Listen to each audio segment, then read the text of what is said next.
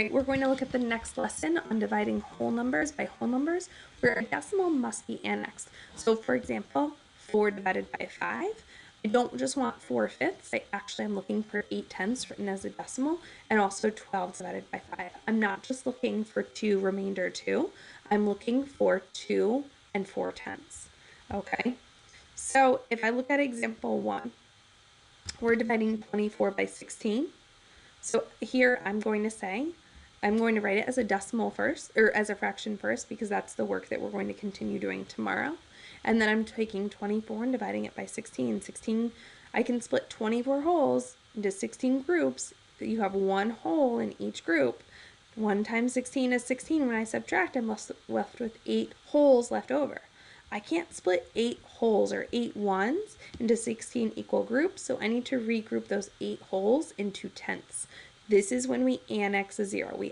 We place our decimal point, and then we annex a 0. So now I'm talking about 80 tenths. Now I can split my 80 tenths evenly between 16 groups.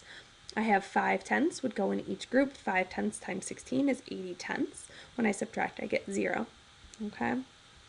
Same thing with this next one, except for here, I can't even split my wholes evenly among how many groups I have. I can't take 4 wholes and split them evenly into 5 groups. So right away, I know that I need to regroup into my 10th place. Right, so we're going to place a 0 point, annex a 0. Now I'm thinking about my 4 wholes as 40 tenths. If I take 40 tenths and divide it between 5 different groups, I have 8 tenths in each group. 8 tenths times 5 is 40 tenths. When I subtract, I get 0. It's necessary here that we write this as a decimal in money because we're talking about money. You could have like this rich conversation with kids about like why 0.8 or 8 tenths is not good enough, why we have to write it to the hundredths place. Next one here, we're dividing 514 by 16.